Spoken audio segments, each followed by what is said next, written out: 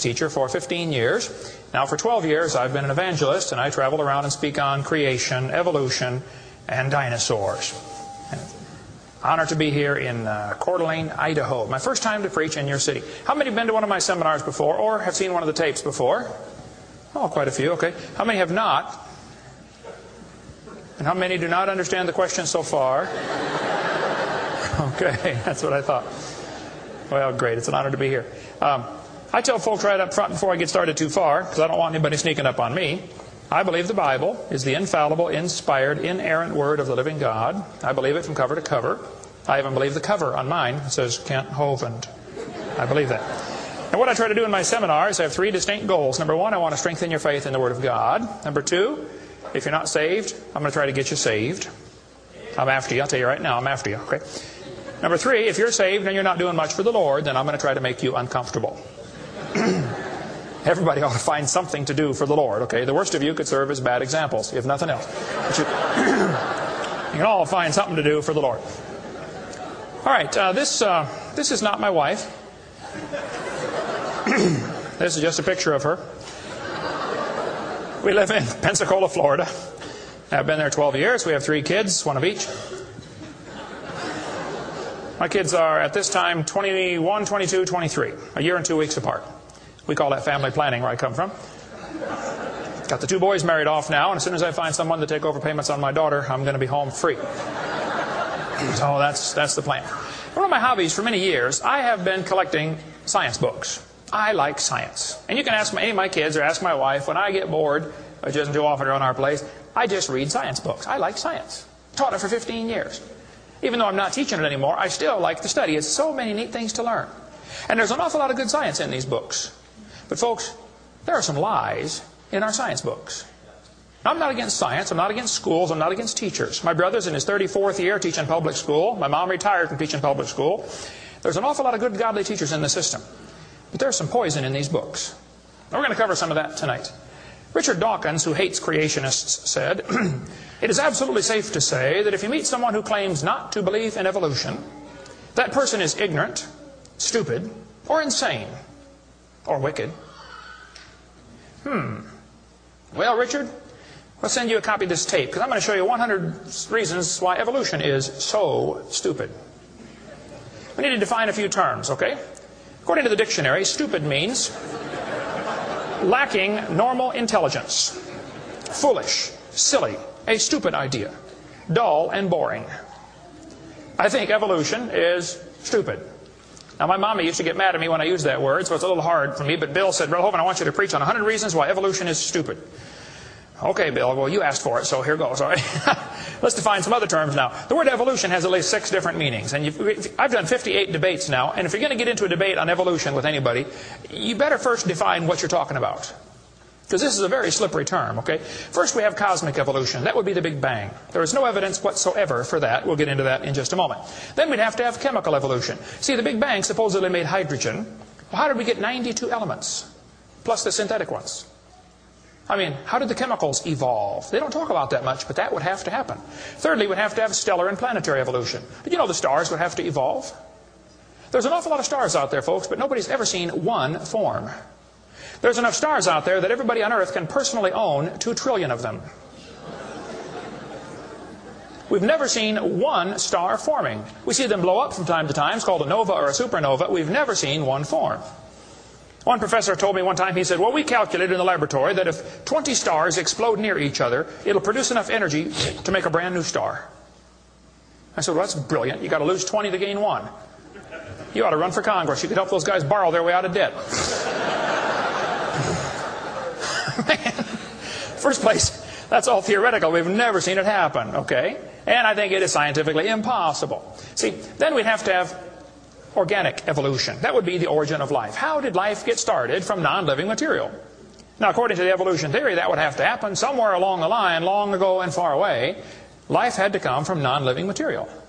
And yet, we've never seen that happen. There is no evidence that it can happen. We'll talk about that in a minute. Fifthly, we would have macroevolution. That is where an animal changes into a different kind of animal. Nobody's ever seen a dog produce a non-dog. But the evolutionist believes a dog came from a rock. if you go back far enough in time, 4.6 billion years. Finally, we have microevolution. Now, I don't like this word, okay, because it gets people confused. I think we ought to just call it a variation. But microevolution happens, folks. That is a fact of science. Animals produce a variety of offspring, but it's always the same kind. The first 5 definitions of evolution are stupid. It doesn't happen. It's certainly not part of science. It's something you have to believe in.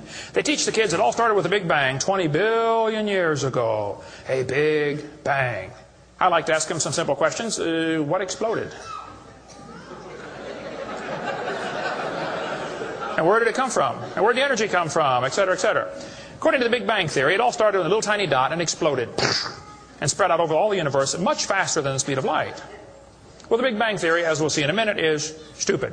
I don't know of a better way to say it. I'm trying to be nice to them, but it is just stupid. The Big Bang idea started with a Belgian astronomer named George something, can't pronounce his last name.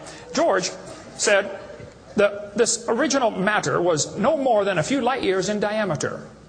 At the very least, that would be 2, or about 12 trillion miles. So they started off teaching a spot 12 trillion miles across was what exploded. Well, they revised that down. In 1965, they said, no, it was only 275 million miles across. Well, that's way down from 12 trillion. 1972, they said, no, it's only 71 million miles across. I don't know how they know this stuff, but this is what they taught, okay? 1974, they said it was only 54,000 miles across. 1983, they said it was the trillionth the diameter of a proton. Now they're saying it's nothing at all. Nothing exploded. And here we are. This is what the textbooks teach. 18 to 20 billion years ago, all the matter in the universe was concentrated into one very dense, very hot region that may have been much smaller than a period on this page. That's stupid.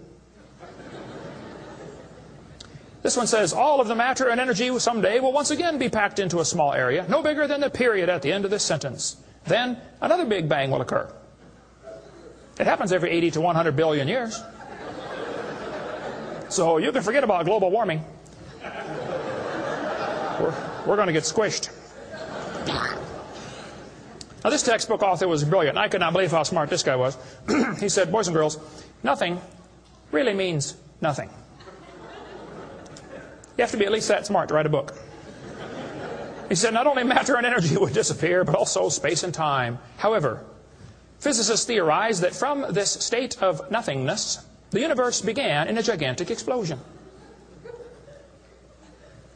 What? Yes, boys and girls, you see, nothing exploded, and here we are. Now, who can argue with logic like that? Man, they even put this in major science journals like Scientific American. This fellow said, the observable universe, that would be us, could have evolved, there's that word again, you got to watch that one, okay, 6 meanings, from an infinitesimal region. In the Greek, that means a dot. It's then tempting to go one step further and speculate that the entire universe evolved from literally nothing. They call that science and put it in a science book. I would call that stupid and put it in the garbage. This is what the books teach. I collect them. I've got hundreds and hundreds of these books from countries all over the world, clear back from 1890s up until 2001 textbooks. They're teaching this kind of stuff, folks. This one says, all the matter in the universe was drawn into this little tiny dot. And it spun faster and faster. This is what they teach the kids. Some kids doing this for homework tonight, right? It spun faster and faster. One day, it exploded. Big Bang. I was talking to a professor from Berkeley one time. I was sitting on the airplane next to a professor from Berkeley University. I don't know if you folks here in Idaho ever heard of Berkeley or not. But Berkeley is not a Bible college. So we got talking about the Big Bang, and he said he believed in the Big Bang theory. I said, yes, sir, I figured that. You have to teach it at Berkeley. I said, tell me, sir, how did the universe get here? He said, well, 20 billion years ago, all the matter was squished in this little tiny dot, and it was spinning real fast, and it exploded. Big Bang. And pieces flew off and became the galaxies and the sun, the moon, the stars, and finally, people. Here we are. I said, sir, could I ask you a couple questions, please? One of my favorite things to do in life is asking questions to people who believe in evolution. I absolutely have a wonderful... That's how this whole ministry started. 12 years ago, I moved to Pensacola, Florida. Some article came out in the newspaper that said, dinosaur bones found in Montana from 80 million years ago. I wrote my first letter to the editor in my life, about 12 years ago. I wrote a letter to the editor. I said, yes, they found dinosaur bones, and yes, it was 40 feet long, and yes, it was found in Montana, but it was not from 80 million years ago. This one probably drowned in the flood in the days of Noah, 4,400 years ago. And you would have thought I shot the sacred cow. Actually, I did. Boy, there began to be quite a battle in the newspaper, letters to the editor flying back and forth, and finally a university called me and asked me to do a debate with one of their professors. Well, I'd never had a debate in my life except with my wife, and I lost those every time.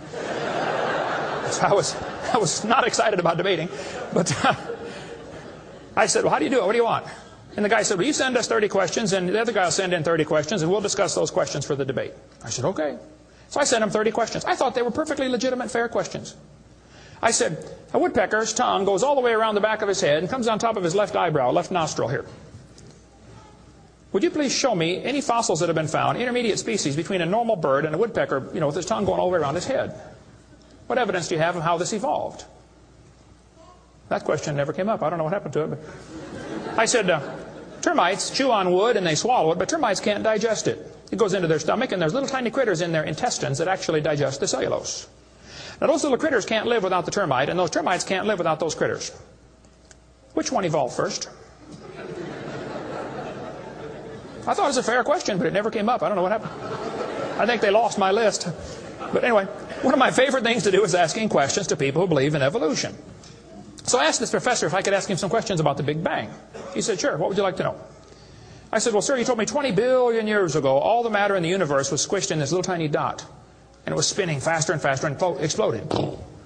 I said, where did all this matter come from? He said, well, we don't know that for sure. I said, okay, now, sir, hold it. If I told you that I believe about 6,000 years ago God created the heaven and the earth, like the Bible teaches, you're going to say, and where did God come from? And I don't know. But you said 20 billion years ago there was a Big Bang, and you don't know where the dirt came from. So basically, I believe in the beginning God, and you believe in the beginning dirt. Don't tell me my theory is religious and yours is science. Oh, no, sir, they're both religious. The news media tries to make it look like it is religion versus science. I did a debate in El Paso, Texas here recently, and the news media wrote an article. They said, religious and scientific leaders debate evolution. What is the unspoken message in that title? What are they trying to imply? Can you catch that? They're trying to imply that evolution is part of science, aren't they? No, evolution is a religion. Actually, both creation and evolution are inherently religious. These two timelines is the same information right here. I'll be referring to that throughout the seminar here. I cover this thing all the time. The Bible teaches about 6,000 years ago, God made everything. 4,400 years ago, there was a big flood that destroyed everything. 2,000 years ago, Jesus came. Here we are today, waiting for the Lord to come back in about 5 minutes. This is the Bible view of history. On this chart, 1 inch is 150 years. That's a long time. The 20 billion year chart on the bottom is a very different scale. But see, both views, creation and evolution, are inherently religious. You have to believe in creation or believe in evolution. The difference between the two, though, is very simple. The evolution religion is tax-supported. That's the difference. By the way, if I was to make that bottom chart the same scale as the top chart, the bottom chart actually needs to be 2,100 miles long. That's from Pensacola to Portland, Oregon. I don't want to carry a chart that big, so I made a new scale for the other one, okay? If they want to believe it happened long ago and far away, they're welcome to believe that, but that's not science. Evolution is a religious worldview, and I think it is stupid. So I asked the professor, where did the matter come from? He said, I don't know. I said, well, sir, would you please tell me where the laws came from? The universe is run by laws, gravity, centrifugal force, inertia. Who gave the laws? He said, we don't know that either. I said, sir, could you tell me where the energy came from? You know, it takes energy to make a big bang. Who bought the gas to run this machine anyway? He said, we don't know that either. I said, sir, could I ask you another question? He said, sure. What else would you like to know? What else? What do you mean else? You haven't told me nothing yet. I said, does Berkeley have a merry-go-round? How many of you know what a merry-go-round is? You go round and round until you puke, okay? He said, no, we don't have a merry-go-round at Berkeley. I said, you ought to get one. You could learn some good science on a merry-go-round. If you put some fourth graders on a merry-go-round, are there any fourth graders in here tonight? Who's in fourth grade? All right, I like fourth graders. I spent the best 5 years of my life in the fourth grade. That's before they diagnosed ADD. Put some fourth graders on the merry-go-round. I like using fourth graders because they're tough and they're expendable. And we're going to get the high school football team out there to get that thing spinning clockwise as fast as it will possibly go. Now, if you have a digital watch, you may not know what clockwise means. I'll explain it later. We're going to spin the merry-go-round clockwise. The kids are going to go through 4 phases. They start off in phase 1. They're screaming at the football players. Come on, let's go. Faster, faster. Can't you go any faster? You get up around 30 miles an hour. The kids enter phase 2, where they stop screaming. They just quietly concentrate on trying to hang on for dear life. You get up around 60 miles an hour. The kids enter phase 3, where they start screaming again. But now they're screaming, stop, stop, please, slow down. Don't stop, though. Keep going faster and faster. When you get to about 100 miles an hour, you should enter phase 4. That's where the kids begin to fly off the merry-go-round. Now, when this happens, you will notice a very interesting phenomena of physics. If the merry-go-round is going clockwise, when the kid flies off, the kid will be spinning clockwise until he encounters resistance, like a tree or telephone pole. That's because of a law in physics known as the conservation of angular momentum. You see, if a spinning object breaks apart in a frictionless environment, the fragments will all spin the same direction. It's very simple. It's because the outside is moving faster than the inside. And so it keeps the same direction of spin. The professor said, yes, I understand about the conservation of angular momentum. I said, well, good. I'd like to ask you a question then, sir. If the whole universe began as a swirling dot, like you said, why do 2 planets spin backwards? He said, that's interesting. I said, no, that's more than interesting. It's kind of hard on your Big Bang Theory. Not only that, 6 of the moons are spinning backwards. Why? He said, I don't know. Why do you think they're going backwards? I was hoping he was going to ask that. I said, well, sir, I believe it's very simple. You see, I believe in the beginning God created the heaven and the earth, and God did it that way on purpose, just to make the Big Bang Theory look stupid.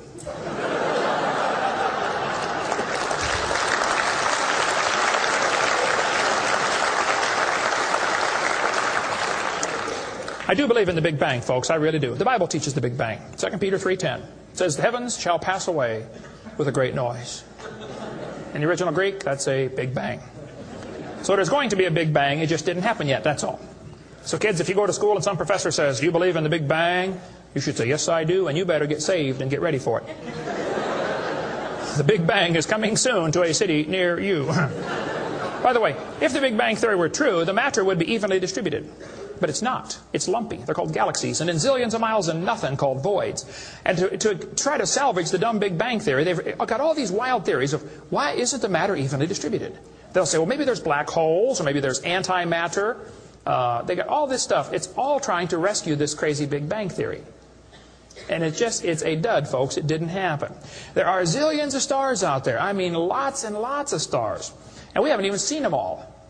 If star births, they ought to at least equal star deaths, and they don't. We see a star blow up about every 30 years. It's called a nova or a supernova. Well, then how come there are only 300 dead stars out there that we can see, supernovas? That's only a few thousand years worth, isn't it? There ought to be trillions of them, if evolution were true. This fellow said, I have a little hesitation in saying that a sickly pall now hangs over the Big Bang Theory. Yep. I think it is stupid.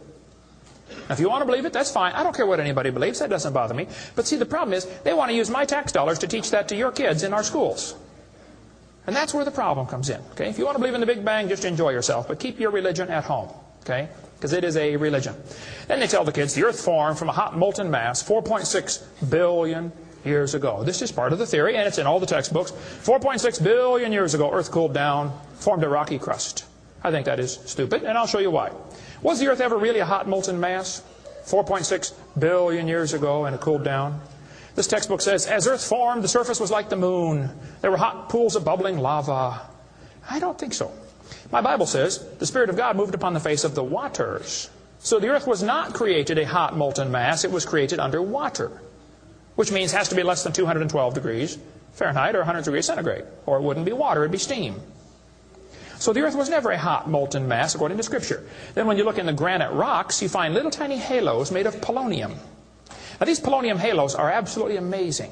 Robert Gentry, a friend of mine from Knoxville, Tennessee area, he has been studying radiopolonium halos for a long time. I met him back in the year 2000 and went down to his laboratory and I got to see some of the halos through the microscope. These little polonium halos are interesting because they have a half-life of Less than a few minutes.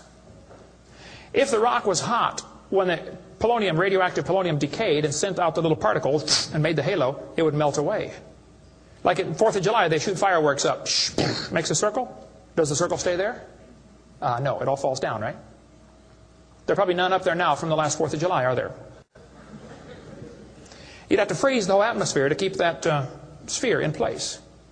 This polonium would have to be decaying in a rock that is already solid. So the Earth was never a hot, molten mass. Get Robert Gentry's book if you want a lot more on that. But all over, the granites all over the world contain these polonium halos. So it is stupid to say the Earth was a hot, molten mass. We have scientific evidence it was not. Here they tell the kids, though, the Earth was hot with large pools of bubbling lava, and that is just stupid. It can't possibly be true. Then they tell them life got started about 3 billion years ago. See, according to the theory, 20 billion years ago there was a big bang. 4.6 billion years ago the Earth cooled down, formed a hard rocky crust, and it rained on the rocks for millions of years and turned them into soup. And the soup came alive about 3 billion years ago. This is what the books teach. This fellow says, both the origin of life and the origin of major groups of animals remains unknown. How did life get started anyway? Well, this textbook tells the kids, oceans formed as it rained on the rocks for millions of years. Yes, boys and girls, millions of years of torrential rains created great oceans. And swirling in the waters of the oceans is a bubbling broth of complex chemicals. Progress from a complex chemical soup to a living organism is very slow. Well, I guess it is. It's totally stopped. Doesn't even happen. That's how slow it is. This one says, the first self-replicating systems must have emerged in this organic soup. Was your great-great-great-great-great-great-great-great-great-great-great-grandpa soup? I think that's stupid, okay? Now, if they want to believe it, that's fine. I don't care what they believe, but don't call it science. What happened back in the 1950s, a guy named Miller and Urey wanted to know how the Earth and solar system had come to be. So they tell the kids he took a mixture of Earth's primitive atmosphere. We'll talk about that in a minute. He never proved how life originated, but he did add evidence to the theory that life could have started by itself. Well, is that true? Now, did he really do that? Well, let's just study the facts here.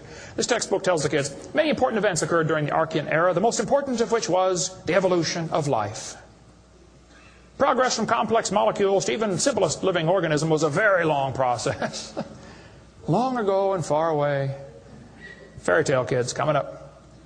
First living cells emerged 4 billion to 3.8 billion years ago. I like that word, emerged. They use it all the time. Like that explains how it happened, you know. It just emerged. There is no record of the event, they tell the kids. Look, kid, we know what happened and you're going to be tested on this, but there's no proof. Oh, okay. It's not science. First living self-replicating systems must have emerged in this soup. I don't think so. Here's what students are taught in school. This picture of the different glass tubes and flasks and pipes going around, they tell them this is how they made life in the laboratory. He said he studied the chemical reactions of gases that existed in Earth's primitive atmosphere. Ooh, now this is important, okay? Notice up in the upper right-hand corner, he had methane, ammonia, water vapor, and hydrogen. No oxygen. He circulated these gases through these tubes through a spark, supposed to represent lightning. And sure enough, it produced a red goo at the bottom of the flask and had some amino acids in it. It didn't come close to getting life, though. Miller excluded oxygen in a reducing atmosphere because life could not evolve with oxygen. Anything that got together would oxidize. Cut a banana open, lay it on the table, it'll turn brown, it'll oxidize. Okay, so will an apple, so will anything alive. It'll oxidize. So that's why he didn't have any oxygen in the experiment. One of his gases was ammonia. Well, this creates a real serious problem because ammonia is destroyed by UV light. And UV light must be blocked by ozone, which is made from oxygen. I got a problem here. This textbook says several billion years ago, Earth's atmosphere had no free oxygen. Well, that's just simply not true. Ozone is made from oxygen, and it blocks UV light, and ammonia, one of the gases needed for the experiment, is destroyed by UV light. So life cannot evolve without oxygen. But also life cannot evolve with oxygen. Well, I got a solution for that one. It didn't evolve. And by the way, the Earth has always had oxygen, even more than it does today. Okay? Air bubbles are often found trapped in amber, like the movie Jurassic Park, you know, where they drilled in and got the mosquito blood. These air bubbles, though, have 50% more oxygen than we do right now. We cover more on that on my video series, videotape number 2, about what the pre-flood world was like and why they lived to be 900 on the blue series of tapes out there on the table. But this textbook says the mixture at the bottom of the flask was rich in amino acids. Oh, come on. That is stupid. It was not rich in amino acids. Let's tell the kids what they really found, okay? He filtered out the product. As this gas went through the tubes, he sparked it, produced this goo at the bottom, and he drew the goo off, because if it went through again, it would be destroyed by the spark. Now, in real life, you're not going to get a section of the ocean protected. They say this just happened by chance in the ocean. You can't filter out the product then. Secondly, what he made was 85% tar, 13% carboxylic acid, 2% amino acids. So 98% of his mixture was poisonous to life. I would not call that a success. And there are 20 different amino acids, sort of like 26 letters in the alphabet. There are 20 amino acids. Those amino acids go together to make proteins, like letters go together to make sentences. Mostly he made just 2 of these amino acids. And they bond with the tar and the acid very quickly, more readily than with each other. It was a failure as an experiment. Amino acids are like letters of the alphabet, sort of like building blocks. You have to have a bunch of amino acids to make a protein. Then you have to have a bunch of proteins to make a cell. And you got to have a bunch of cells to make an organism. And one cell is more complex than a space shuttle. And all he got was a couple of the amino acids. That's like me dropping toothpicks, and I happen to make a few letters of the alphabet. That's possible, isn't it? Toothpicks could fall in the shape of a T, or an H, or an I, or an E. That's possible. But if I'm able to drop toothpicks and produce a few letters of the alphabet, should I therefore conclude that nobody wrote Webster's dictionary? The difference between making a letter with toothpicks and making Webster's dictionary is about like making an amino acid and making a living cell. He didn't come close to making life. He made the equivalent of a few letters, and he actually needed to make huge books.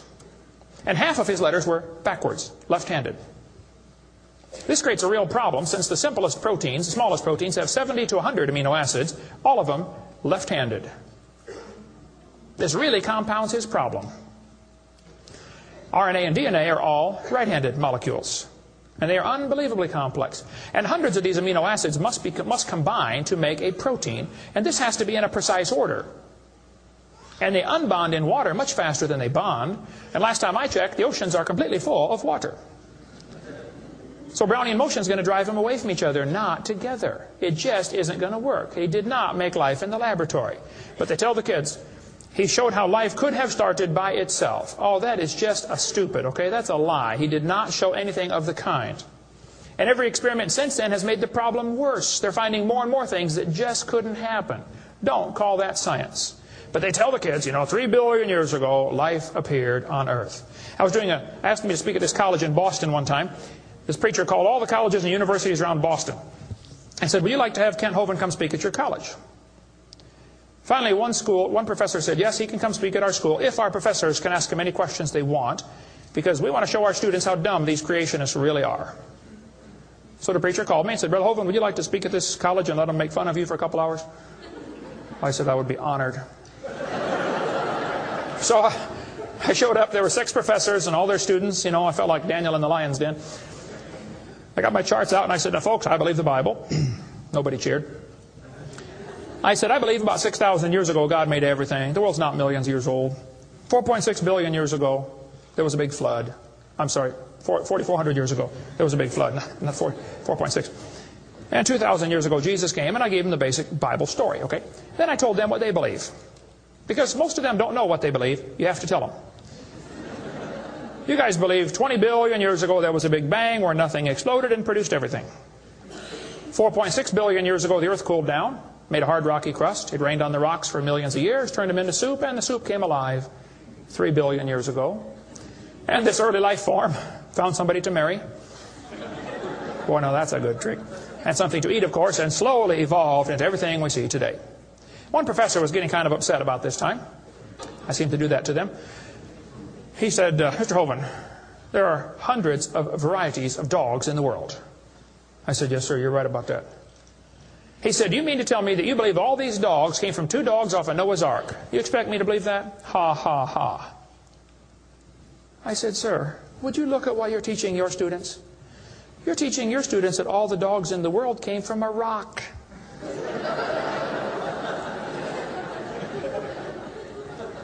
I had one lady, a woman, come to me after a debate one time. She was steaming down the aisle. Boy, she was mad. Oh, I could tell I'm in trouble now. I stood there quivering in my boots, you know. She walked up and she said, "Tonight, you said, we believe we come from a rock. We do not believe that." I said, "Ma'am, calm down just for a minute." I said, "Do you believe in evolution?" She said, "Yes, I do. I'm a professor here at the university." I said, "Well, would you please tell me then where we came from?" She said, "We came from a macromolecule." I said, "Where did that come from?" She said, "From the oceans, from the prebiotic soup." I said, "Where did that come from?" She said, "Well, it rained on the rocks for millions of years." And you could see it was slowly dawning on her. I do believe I come from a rock, don't I? "Yes, ma'am, you do. You ought to be proud of it. Hey, don't step on Grandpa, whatever you do." Look, that's stupid, okay? There's no kind way to say it.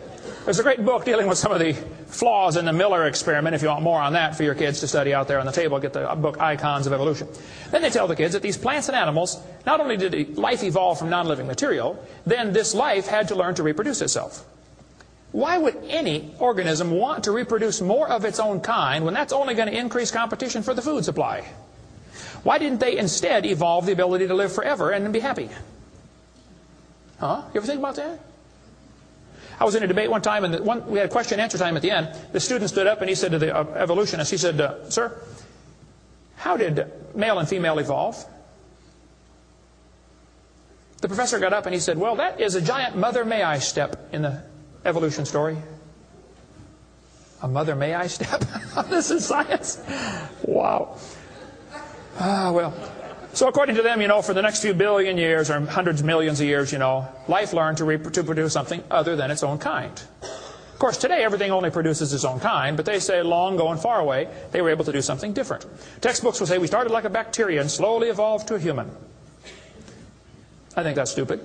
But if you want to believe that, that's perfectly fine. Those trees of life that they put in the textbooks for your kids are a bunch of nonsense. And even evolutionists will admit that. Stephen Jay Gould, the Marxist professor at Harvard University, he says that evolutionary trees that adorn our textbooks are not the evidence of fossils. It's only inference. We infer, we imply, we hope it happened this way. This textbook says, all the many forms of life on Earth today are descended from a common ancestor. What? You mean the birds and the bananas have a common ancestor? Isn't that what he says? Found in a population of primitive unicellular organisms. Well, in the first place, there's no such thing as a primitive unicellular organism, okay? One single cell is more complex than a space shuttle. There's no such thing as a primitive single-celled organism. We talk about that on video number 4 of our series. But he says, all the forms of life are descended from a common ancestor found in a population of primitive unicellular organisms. What were those first cells like? How do we know? What events led up to their formation? No traces of those events remain. Did you catch that? Hey kid, we know what happened, but there's no proof. Primitive, huh? This one says, the humans, mammals, birds, crocodiles, all had a common ancestor. Well, anything inside that circle is religious speculation. It is stupid.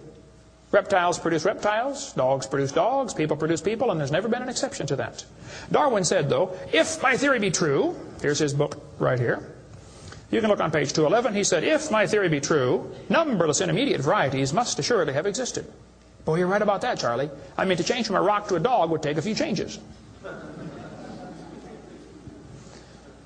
David Robb, who believes in evolution very strongly, says, in the years after Darwin, his advocates hoped to find predictable progressions. In general, these have not been found, yet the optimism has died hard, and some pure fantasy has crept into textbooks. Oh, you're kidding. Fantasy in our textbooks? Oh, yep. They tell the kids they have evidence of evolution from fossils. I don't think so. That is stupid, okay? If you find a fossil in the dirt, all you know is it died. You don't know that it had any kids, do you? And you sure don't know that it had different kids.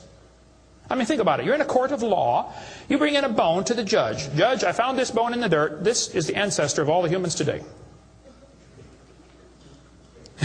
They would laugh at you. You don't know that that's the ancestor of anybody, do you? And why on earth would you think a bone in the dirt can do something animals today cannot do? Animals today can only produce the same kind, right? Dogs produce dogs, folks. Luther Sunderland asked all the major evolutionists, he said, where is the evidence for evolution? They all said, well, somebody else has it. We don't have it over here.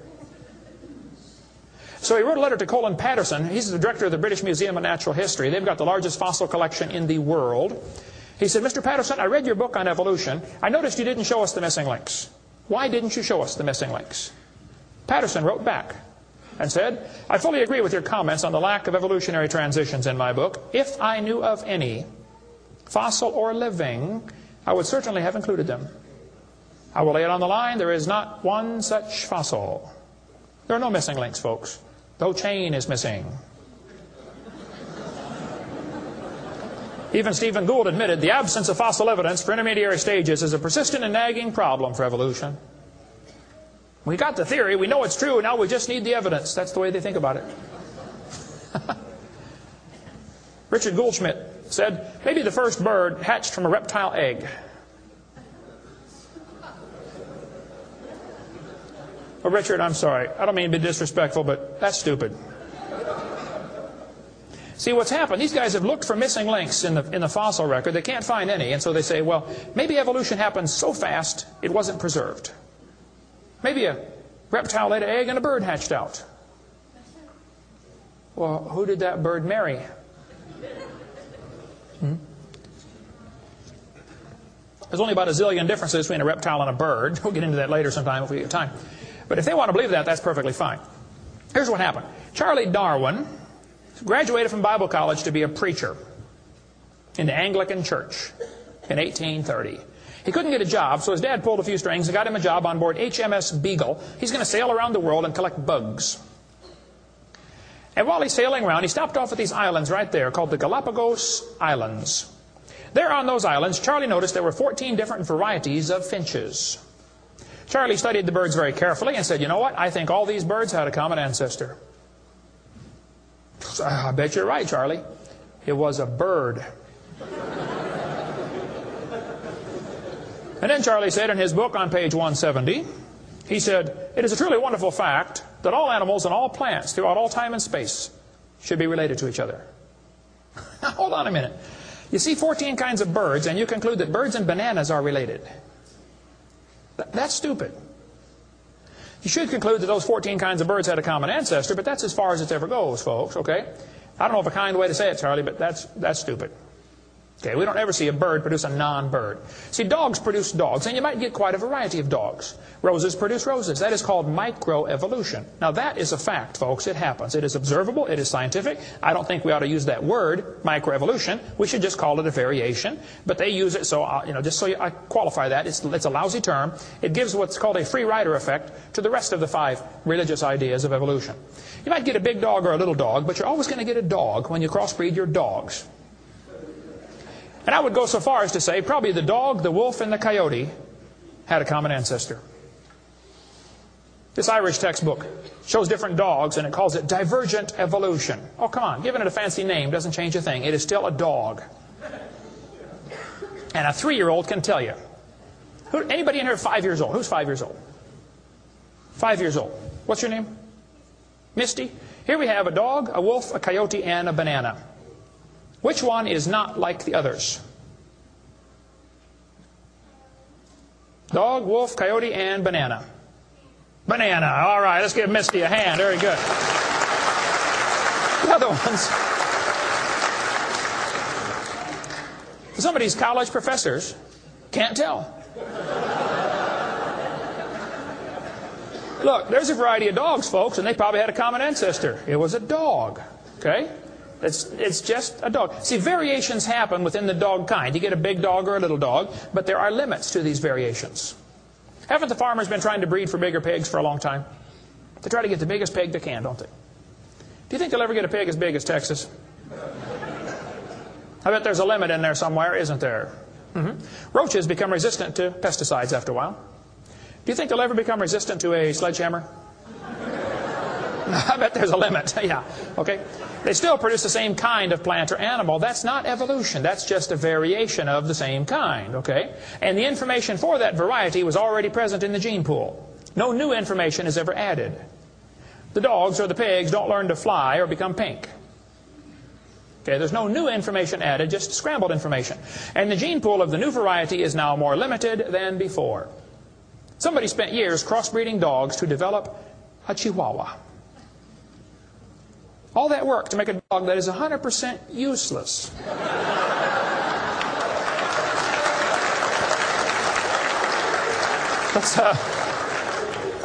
Let's turn all the Chihuahuas in the world loose back into the woods.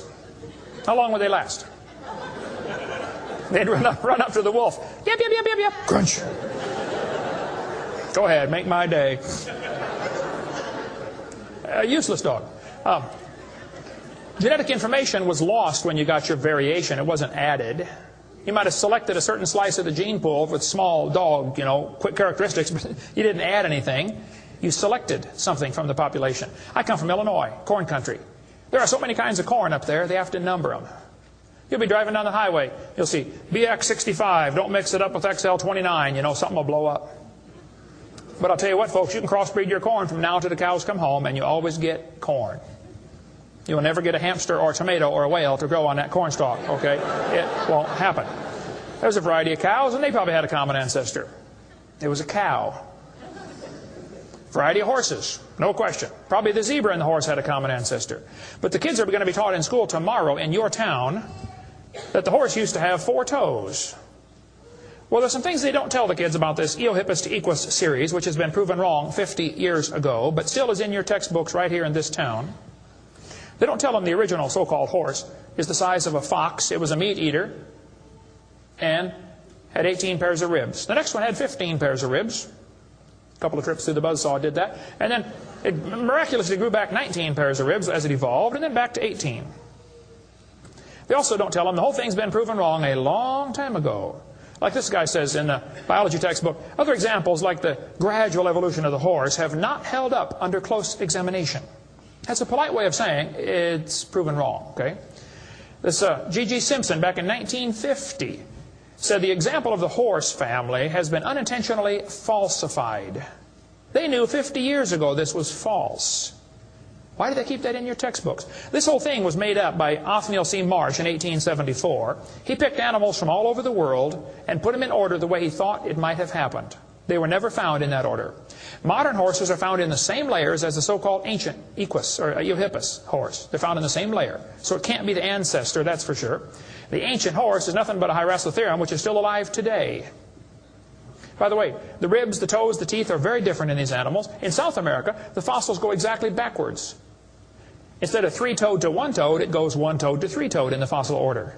They won't talk about that much, but you check it out. That's a fact, folks. They're never found in the order presented in the textbooks. 3-toed and 1-toed graze side by side. Plenty of information on the internet about that. Tulsa Zoo finally took out their display because so many folks complain, why do you have this horse evolution display in the zoo? It's been proven wrong 50 years ago. Take it out. And you folks ought to get together with your school board and say, look, on page whatever it is, 952 of our textbook, it says the horse evolved from a 4-toed ancestor. Let's cut this page out. If you had a page in your textbook teaching the kids the earth was flat, would it be okay to demand that that page be removed? You don't have to buy a whole new book. Just cut the page out. It won't cost the school anything.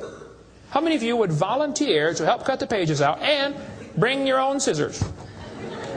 See? It won't cost them a dime. And you send me your book and I'll show you which pages need to be taken out. I've read hundreds of them. I can find them like that. Free of charge. I'll donate my time. Peabody Museum still has the horse evolution on display. As I stood there, I've been there many times. It makes my blood boil every time I walk in that place. I'm standing there looking at this lie proven wrong 50 years ago while hundreds of kids come through in school groups.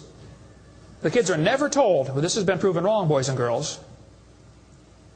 They asked the folks at the Tulsa Zoo before they took the display down, they said, why don't you take this display down? The zoo director said, we don't have the funding to remove it. I've got all the letters back and forth on that. Man.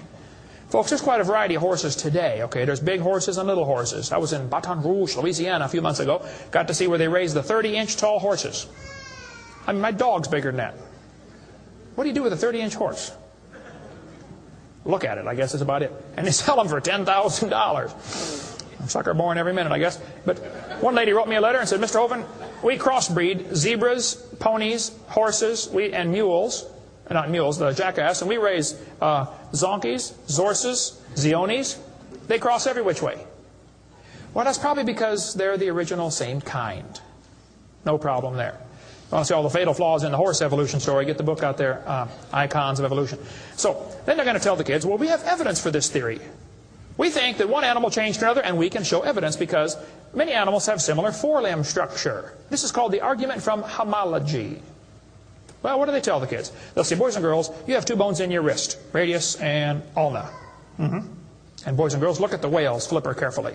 Did you know the whale has two bones in his flipper, and they're called the radius and the ulna? Same as ours.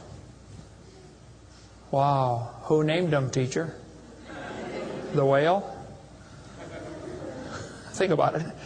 But this is one of the evidences for evolution. They're going to say, boys and girls, comparative anatomy provides further evidence of evolution. The commonalities suggest that these and other vertebrate animals are all related. They probably evolved from a common ancestor. Well, duh. That's stupid, okay? Maybe they all had the same designer.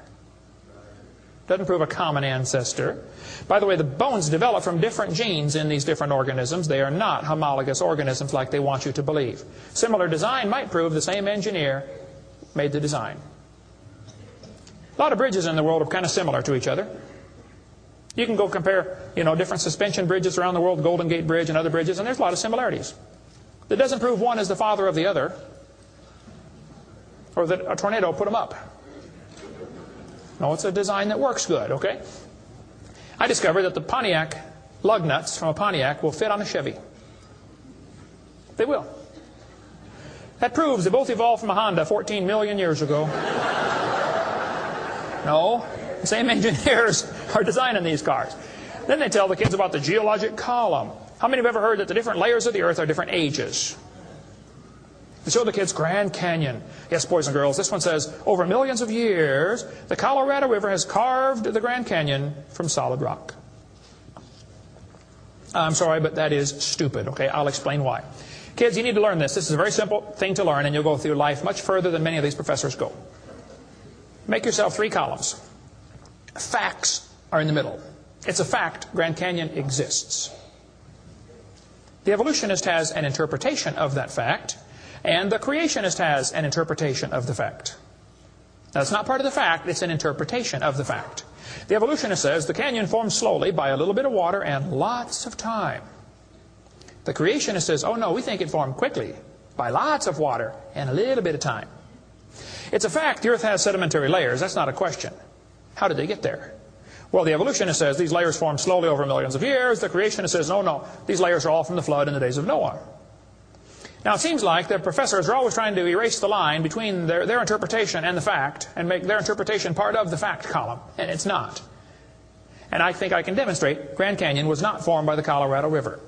I was in a debate recently, and this professor said, Dr. Hovind, you're so stupid. Obviously, it took millions of years to form the Grand Canyon. I said, well, sir, I've seen Grand Canyon many times. I taught earth science for 15 years. I've studied it intensively. Just flew over it last week, as a matter of fact, twice. Got a perfect view of it going out to California and back, flying from wherever I was, Florida. That's where I live. This textbook says, the Colorado River has cut through layer upon layer of rock over millions of years. Well, if you built a dam across Grand Canyon, it would take a lot of dirt or concrete, but if you could, okay, it'd be a huge dam. A giant lake would back up behind that dam, covering several states. That purple area is all drained right through the Grand Canyon drainage basin. This snow line tells a very interesting story. In between these two red lines is snow. This is a picture from a satellite showing about 150 or 200 miles of the canyon area. Real wide shot. The river enters the canyon at the far right. The river is 2,800 feet above sea level. As it goes down through the canyon, the ground is rising up. It's called the Kaibab uplift. Okay, the uplift is 7,000 or 8,000 feet above sea level. Interesting. The river flows downhill. All rivers flow downhill. So as the river enters the canyon and flows downhill from there, when it gets to the 1,800-foot elevation mark, the top of the canyon is 7,000 or 8,000 feet above sea level, so it's over a 1-mile drop. Very impressive. Hole in the ground. But some points to ponder. I said to the professor, I said, sir, did you know the top is higher than the bottom? He said, yeah. I said, did you know the river only runs through the bottom? He said, yeah. I said, sir, the top is higher than where the river enters the canyon by 4,000 feet. Rivers don't flow uphill. There's no delta. Where's all the mud that washed out? There's no way that river made that canyon. Grand Canyon is a breached dam, a spillway that washed out. There was a lake probably for some length of time after the flood and got too full and all that water went roaring through there. Probably carved that canyon out in a couple of weeks. Not millions of years. Absolutely impossible for that river to have made that canyon. We cover lots more on that on videotape number 6 of our series. But they tell the kids, the Colorado River made this canyon slowly over millions of years. I'm sorry, that is stupid. That can't possibly be true. They need to learn the facts. Charlie Lyell, back in 1830, he was a lawyer from Scotland. Somebody calculated one time that if all the lawyers in the world were laid end to end around the equator, we would all be better off. Charlie Lyell hated the Bible. In 1830, he wrote this book right here. Oh, I got it down on the table. I picked up the wrong one. Principles of Geology. Here it is on this table. Charlie Lyell wrote this book, 1830. In this book, he mocked at scriptures. He hated the Bible. You can see it mocking all through they're here. In here, he and other fellows back in that time, Cuvier, Stratus Smith, and some of these guys, they invented the geologic column. How many have ever heard of the geologic column before? They say each of the layers is a different age. You know, Cenozoic, Mesozoic, Paleozoic, Archeozoic, all them Zoic boys. And they gave each layer of rock a name, like maybe you saw the movie Jurassic Park, and an age, and an index fossil. This was done in 1830, way before there ever was a carbon dating or potassium argon dating or lead-208, lead-206, uranium-235, uranium-238. Didn't exist, folks. The dating technique didn't exist. They just made up these numbers out of the clear blue sky. The geologic column is the Bible for the evolutionist. It can only be found one place in the world, the textbooks. There's no geologic column. And they know it. This fellow says, if there were a column of sediments, unfortunately, no such column exists. The geologic column is a hoax. It does not exist. It is stupid. Those layers cannot be different ages. If the geologic column were all in one place, it would be 100 miles thick. Didn't happen. By the way, if the geologic column were true, if you look at the side of Grand Canyon and see all these thousands of layers, why are there no erosion marks between the layers? Don't you think if one layer sat there for 10 million years waiting for the next one, it would rain once or twice? No erosion marks between the layers. Interesting. Oh, something to consider anyway. Those layers are all deposited very rapidly. I think we can demonstrate that scientifically. If you take a jar of dirt, put some water in it and shake it up, and set it down, it'll settle into layers for you automatically. It just takes a few minutes. It's called hydrologic sorting. The gravels go to the bottom, and then the sands and the silts and the clays. It'll sort just like that, folks. Go home and do it with a jar. You'll see what I'm talking about. Years ago, I was preaching in Union Center, South Dakota. Union Center is right there. It's not even on the map. There are 40 people in the whole town. 38 of them came to church. I don't know where the other 2 were. But they showed up later, I guess. But the preacher said, hey, Brother Hovind, let's go down to Rapid City, South Dakota. They've got a museum down there with a bunch of dinosaur bones. I said, all right, I like dinosaurs, let's go. So we all drove down to the museum. The guide met us at the door. He said, would you like me to give you a tour? We said, that would be great, sir. The first place we stopped on the tour was the geologic time scale, the big chart. He got it behind glass so the kids can't touch it. You know, this is holy, sacred. And the guide said, now, boys and girls, this layer of rock right here is about 70 million years old. My daughter was 12 at the time. She raised her hand. She said, mister, how do you know that layer is 70 million years old? He said, well, honey, we tell the age of the layers by what kind of fossils we find in them. They're called index fossils. Oh, she said, thank you, sir. We walked around the other side of the dinosaur, and we're standing over here, and the guide said, now, folks, these bones you're looking at are about 100 million years old. My daughter raised her hand again. She said, mister, how do you know those bones are 100 million years old? He said, honey, that's a good question. We tell the age of the bones by which layer they come from. She said, excuse me, sir, but when we were standing over there, you told me you knew the age of the layers by the bones, and now you're telling me you know the age of the bones by the layers. She said, isn't that circular reasoning? I thought, wow, a chip off the old block. That guide had the strangest look on his face. It was almost as if he were thinking.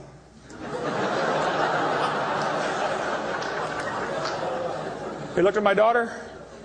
He looked at me. I wasn't about to help him.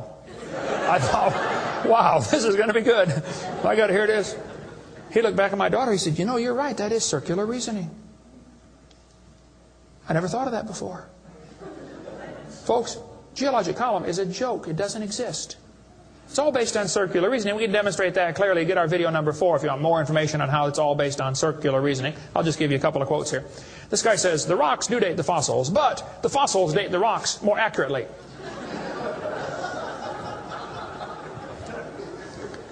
Stratigraphy cannot avoid this kind of reasoning if it insists on using only temporal concepts because circularity is inherent. You have to use circular reasoning to get it right. Well, that's stupid. And you don't need to be too bright to figure out that's stupid, okay? This geologic column contains limestone scattered all throughout the geologic column. I like to ask him the question, I say, fellows, you have limestone scattered all through this column. How do you know the age? It's all limestone. I mean, if I handed you a piece of limestone, how would you know if it's 100 million year old Jurassic limestone or 600 million year old Cambrian limestone? I mean, how would you tell the difference? There's only one way they can tell, by the index fossils. That's how it's done, folks. That is stupid. Because those fossils don't count for anything, which we'll see in a minute. They tell the kids each of these layers is a different age. 100 million, 200 million, 300 million. Real impressive, huge numbers. Now, Charlie Darwin did not like round numbers. He wanted to be more precise. He said the Wealdian deposits are 306,662,400 years old. Now, okay, Charlie, I think that's stupid. Those layers are not different ages, folks. All over the world we find petrified trees standing up, running through multiple rock layers. Now, if you get a petrified tree standing up, running through different rock layers, I don't think it's smart to say those layers are vastly different ages. Petrified trees in the vertical position. They find them all over the world. Okay, here's one from Alabama. Come out of a seam of coal, through 20 feet of rock, into another seam of coal. They found about 3 dozen of them, I think, in that one little coal mine, one little area, while they're digging the coal out. Petrified trees standing up. Cookeville, Tennessee. They found a bunch of them. This one's 30 feet tall, standing up. Joggins, Nova Scotia is famous for their petrified trees standing up in the vertical position. All over the area there, folks. Those trees did not get slowly covered by the sediments over millions of years. They would rot and fall down. Sometimes the petrified trees are upside down, running through many rock layers. Scientists estimate at the bottom of Spirit Lake in Mount St. Helens there are now 20,000 trees that were blown out by the volcano. Thousands of them are standing up in the bottom of the lake, already buried 15 feet deep in mud. None of them grew there. Those trees are going to petrify. It only takes a few years to petrify a piece of wood. In the laboratory, it can be done in 24 hours. We cover lots more on how fast things can petrify in videotape number 6 of our series. But they dug up a guy, they buried this doctor in Tennessee. 14 years later, his wife died. When they went to dig the grave, water soaked into her grave. And they said, oh, we can't bury Grandma there. So they dug a hole on the other side. Water soaked in. So they dug a hole and buried Grandma somewhere else. And then the kids got worried about Grandpa, and so they went and dug up his grave. The arms had rotted off, but the rest of the body had petrified in 14 years, turned to stone from water running through the coffin. I got tons of material on how fast things can petrify. Those layers are not different ages. They all formed in one big flood in the days of Noah. To tell the kids the layers are different ages is stupid. That just simply is not true. So what about carbon dating and potassium-argon dating and rubidium-strontium dating and lead-208, lead-206, uranium-235, uranium-238? Well, we'll cover that after a quick break here. Show you some ways that this is just stupid, okay? That's not a way to tell the age of anything. We're going to give you some more evidence that evolution is stupid. Now, if you want to believe in it, that's perfectly fine. I don't care what you believe in. But the devil is laughing at you for believing in that. He has you fooled, and he's laughing at you. Okay? If you want to believe you came from a rock, well, you just enjoy yourself. But that's not science. God made this world. God loves you. God God has a plan for your life. And if you don't want it, well, that's your business. But God loves you, and He wants you to come to heaven. And if you'd like to find out how to go to heaven, come see me. I'll be glad to show you. I'm going. It's not because I'm good. If I get what I deserve, I'm in serious trouble. But I've been forgiven by the blood of Jesus Christ. You can have the same thing. After the break, we'll show you some more things that make evolution stupid. Coming up next. Thank you.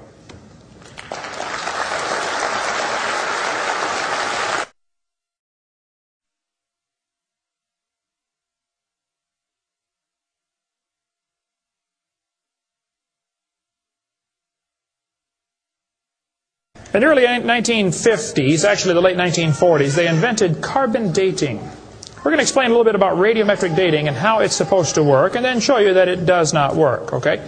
The Earth's atmosphere is about 100 miles thick, and we're also protected by a magnetic field. Radiation from the sun and from the stars, mostly from the sun, goes right through that magnetic field, some of it does, and hits the atmosphere and produces carbon-14. Carbon-14 is radioactive. Normally, carbon is atomic number 6, which gives it atomic weight of 12. But this nitrogen, which is right next door to carbon, gets struck by radiation and it turns it into carbon-14. Now, carbon-14 is unstable. It is radioactive. It's always breaking apart. And you can hear it like with a Geiger counter, you know, click, click, click, click, just like uranium, because it's decaying. They've discovered it decays at a fairly consistent rate. About half of it will decay every 5,730 years. Which means if I gave you a pile of carbon-14, 5,730 years later, half of it would turn back to nitrogen. The rest would still be carbon-14. Theoretically, it's a random event, but it could. That's probably how long it would take. During photosynthesis, plants are breathing in carbon dioxide, and this radioactive carbon is mixed in with the regular carbon. The plant doesn't seem to know or care if it's getting radioactive carbon or regular carbon. It just takes it right in. Animals eat the plants and make it part of their body. Probably during your lifetime, you have either eaten plants or you've eaten animals that have eaten plants. How many have done that before? Okay. So, you probably have radioactive carbon-14 in you. Now, theoretically, what you have in you should match whatever's in the atmosphere, about the same percentage. Because the plants are always breathing this stuff in, and the animals are always eating the plants, and we're always eating the plants and the animals, so it should pretty much stay in balance. It is assumed the ratio of radioactive carbon-14 to normal C12 in the atmosphere would be the same found in living plants and animals. That is an assumption, but it's a reasonable assumption. The atmosphere today is 0.0000765%. Not much. That's how much carbon-14 it has in it. When the plant or animal dies, it stops eating or breathing. How many knew that already? Okay. So whatever it had in it begins to decay. Since half of it will leave in 5,730 years, all you got to do is check to see how much C14 is in it, how much C14 is in the atmosphere, and if it's only got half as much, it's been dead for 5,730 years. Sounds great, but doesn't work. In theory, it never goes to zero, but it goes from a half to a fourth, to an eighth, to a 16th, to a 32nd, to not much. Okay? After 4 or 5 half-lives, you can't measure it. So if anybody ever tells you, we know the Earth is millions of years old because of carbon dating, you can rest assured they don't have a clue what they're talking about.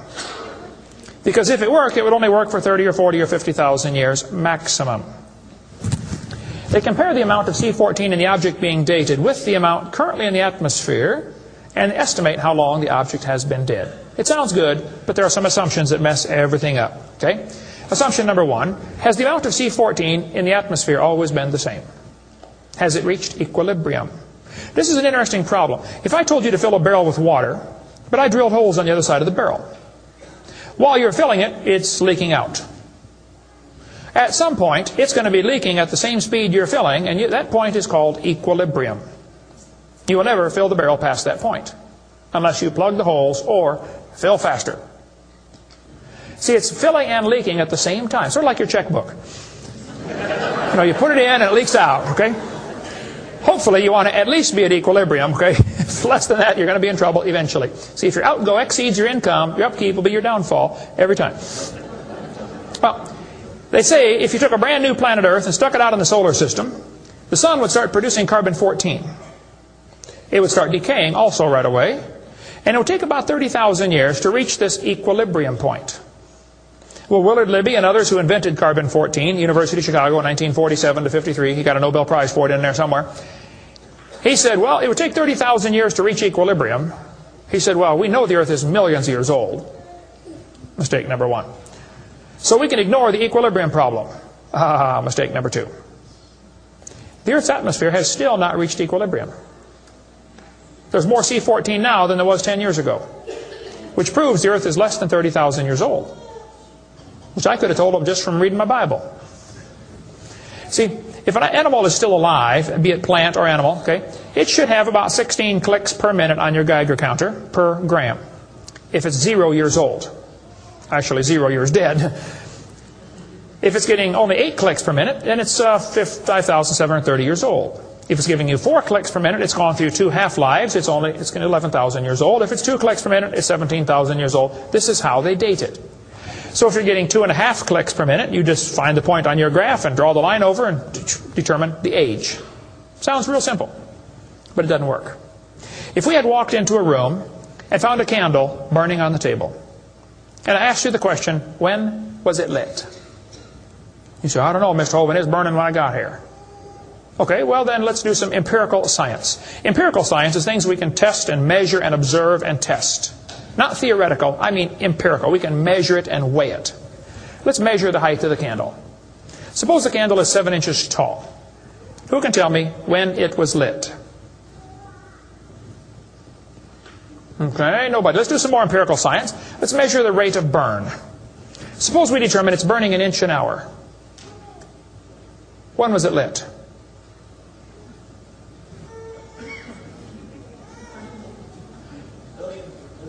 Billions of years ago. You're going to have a hard time telling me unless you're willing to make some assumptions. How tall was it when it started? Oh, we don't have any idea. Has it always burned at the same rate? Oh, we don't know that either, do we? You find a fossil in the dirt, you can measure how much C14 is in it. Very accurately, by the way. And you can measure how fast it's decaying. That's just like measuring the height of your candle and how fast it's burning. Now, when did that animal die? You don't have a clue. Unless you're willing to assume that the C14 when it was alive is the same as we have today, and assume the rate of decay has always been the same down through history. You can't prove either of those. Living mollusk shells were carbon dated at 2,300 years old. Hello, they're still alive. Freshly killed seal carbon dated 1,300 years old. Shells from living snails carbon dated 27,000 years old. That's stupid. He's still alive, okay? I know snails are slow, but 27,000 years, he'd be dead, okay? One part of a mammoth is 29,000 years old, another part's 44,000. One part of Dima was 40,000 years old, another part was 26,000, and the wood next to it is 9,000. The lower leg of a mammoth is 15,000 years old, the skin is 21,000. 2 mammoths found side by side in Alaska, one is 16,000, one's 22,000. Which number is right? Living penguins carbon dated 8,000 years old. 11 human skeletons, the earliest known human remains in the Western Hemisphere, were dated by accelerator mass spectrometer. All 11 dated about 5,000 radiocarbon years. Lava from a 1801 Hawaiian lava flow was 1.6 million years old. Well, hello is not even 200. Another volcano erupted in Hawaii in 1959. When they dated the lava, it was 8.5 million years old. These potassium argon dating for that, not carbon. Mount Etna in Sicily, I climbed Mount Etna when I was over there some time ago, erupted in 1972, 350,000 years old. Mount St. Helens built a new lava dome in 1982. They dated it, got numbers from 350,000 to 2.8 million. It's not even 20 years old. Here's what you ought to consider about carbon dating. Samples of known age, it doesn't work. If it's a sample of unknown age, it is assumed to work. That's stupid. In the last 2 years, an absolute date has been obtained for the Gandong beds above the Trenel beds. It has the very interesting value of 300,000 years, plus or minus 300,000 years. Well, they nailed that one right on the head, didn't they? See, back in 1770, George Buffon said the Earth is 70,000 years old. 1905, the official age of the Earth was 2 billion. When they went to the moon, they said the Earth and the moon are 3.5 billion years old. 3.5 billion, dated with potassium-argon dating. Now they're telling the students it's 4.6 billion years old. Let's see, that means the Earth is getting older at the rate of 21 million years per year. That's 40 years per minute. Aging rapidly, folks. That's stupid, okay? All they do is add more time to make the theory look more reasonable. Long ago and far away. And when you prove it couldn't happen, they say, well, it was longer ago and farther away. Then they're going to tell the students one of the evidences for evolution is embryology. Now, there aren't too many things about this whole theory that make me angrier than this, so I'm going to try to stay calm and cool and collected while we discuss this. Ernst Haeckel, an embryology professor at the University of Jena in Germany, loved evolution theory. When Darwin's book came out, Ernst Haeckel read that book the next year and said, wow, this is a great theory. All we need now is some evidence. 9 years later, they still had no evidence. So Ernst Haeckel decided to help Charlie out. He was an embryology professor, the study of animals before they're born. You know, the different embryos of all these different animals. He made drawings that were fake to make them look alike. The students are taught we have evidence from development. I don't think so. The similarity between early stages in development of many different animals helped convince Darwin that all forms of life shared common ancestors. Actually, Darwin considered this by far the strongest single class of evidence in favor, a class of facts in favor of his theory. This is stupid, folks. I'll show you. This textbook says, the human embryo growing in the mother has gills like a fish. Those little folds of skin are not gills, okay? Excuse me. Those little wrinkles under your chin when you're growing up later develop into bones in the ear and glands in the throat. They never have anything to do with breathing. I've seen folks that have 5 or 6 chins and they can't breathe through any of them but the top one. Those are not gill slits. Ernst Haeckel, though, said the turning point in his thinking was when he read Darwin's book, 1860. Haeckel took a drawing of a dog and a human embryo and he changed them to make them look exactly alike. His fake drawings looked almost identical. On top are the real drawings, underneath are Haeckel's fake drawings. He lied, folks, intentionally. He made huge charts of his posters of his drawings of these embryos and traveled all over Germany and just about by himself converted the Germans to believing in evolution. Which later led to the obvious question, well, if evolution is true, then maybe one of the races of people has developed farther than the rest. Which, by the way, is a subtitle to Charlie Darwin's book. You can look at it for yourself. The origin of species by means of natural selection, or the preservation of favored races in the struggle for life. See, Darwin was a racist. We cover lots more on that on video number 5. That one is politically incorrect. You don't want to watch that one. Trust me. On top are Haeckel's fake drawings. Underneath are actual photographs of what he claimed he was drawing a picture of. Now, either he's a lousy artist or he's a liar. Well, it turns out he's a liar. He was convicted of fraud by his own university. Proven to be a fraud. But guess what? Haeckel's fake drawings are still used in textbooks in your state right now. Here's a textbook used at the University of West Florida, in the middle of the Bible Belt. It's only been proven wrong 125 years ago. I know it takes a while to get textbooks up to date, but that ought to be plenty of time. That's stupid. Those are not gill slits on the embryo. Here's an Irish textbook. I was just there a few months ago. It says the embryo has gill slits. That's baloney. This one says the embryo has gills. Glencoe Biology says they have gills. Proven wrong 125 years ago. This biology textbook says the human embryo has gills. Here's this Tim Barra writing his book on the myth of creationism. And he mentions the gills are evidence for evolution. You're only 115 years behind, Tim. Miller's still teaching it 125 years after it was proven wrong. I debated Miller on the radio on a St. Louis radio station one time. There's a college textbook still teaching the kids the embryo has gills. This one says, it shows the kids a 5 to 6 week embryo, but it says by 7 months. The fetus looks from the outside like a tiny normal baby, but it's not. It's not a baby at 7 months. Excuse me? A whole bunch of kids born at 5.5 months survive. 34%. That's stupid to say it's not a baby at 7 months development. Maybe you heard about the woman that had surgery on her baby before it was born. They cut the mother open, cut the uterus open. The 5-month-old baby, 5 months in development, reached out and grabbed the doctor's finger. It's not a baby, huh? If it's not a human being, what kind of being is it? If it's not alive, why is it growing?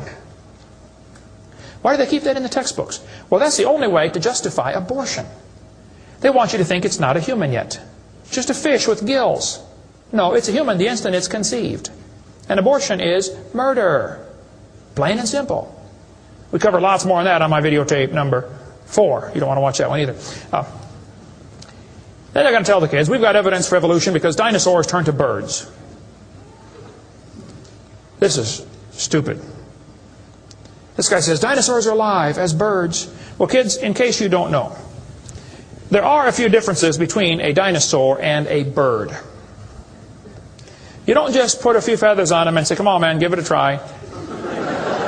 It won't hurt too bad. That's stupid, okay? Dinosaurs did not turn to birds, okay? Somewhere along the line, while his front legs are developing into wings, they're going to be half leg, half wing, which means he can't run and he can't fly yet. He's going to have a hard time, isn't he? No, dinosaurs did not turn into birds. That is stupid, okay? They say, we've got proof that they did. Archaeopteryx, which means ancient wing. That's supposed to be evidence for evolution. It's in just about every textbook I've seen dealing with this topic. Archaeopteryx is supposed to be evidence. Here's a 1999 textbook. Now, Archaeopteryx was proven to be a fraud in 1986. So this author is 13 years behind the time. Archaeopteryx means ancient wing. They're going to say, see, boys and girls, he's got claws on his wings. Yeah, so? 12 birds today have claws on their wings. The ostrich does, the Watson does, Turako does, ibis does. So what? It's kind of unusual, but 12 birds have it. They're going to say, well, he's got teeth in his beak. That proves he's got a reptilian feature. Well, now, wait a minute. Some reptiles have teeth, some don't. Some mammals have teeth, some don't. Some fish have teeth, some don't. Some of you have teeth, some don't. Okay? That doesn't prove a thing, all right? Alan Fiducia is considered one of the world's experts on birds. He believes in evolution. University of Chapel Hill, North Carolina, Chapel Hill. He said, paleontologists have tried to turn Archaeopteryx into an earthbound feathered dinosaur, but it's not. It's a bird, a perching bird, and no amount of paleo-babble is going to change that. It's a bird. By the way, even by their twisted thinking, birds are found in layers lower than Archaeopteryx. If you find fully formed birds in rock that you think is 130 million years old, then Archaeopteryx at 65 million years old cannot be a missing link, can it? Because birds were already here. Even with their dumb geologic column, it doesn't work. We cover lots more on that on video 4. They say bird feathers evolved from scales. Well, that's stupid. In the first place, they come from different genes on the chromosome, okay? Developed totally different. A scale is a hard wrinkle in the skin. They attach to the skin very differently. Feathers are incredibly complex, folks. Unbelievably complicated. They're both made from the same protein, keratin, and that's where the similarity stops. So what? Battleships and forks are both made of iron. Doesn't prove they both evolved from a tin can.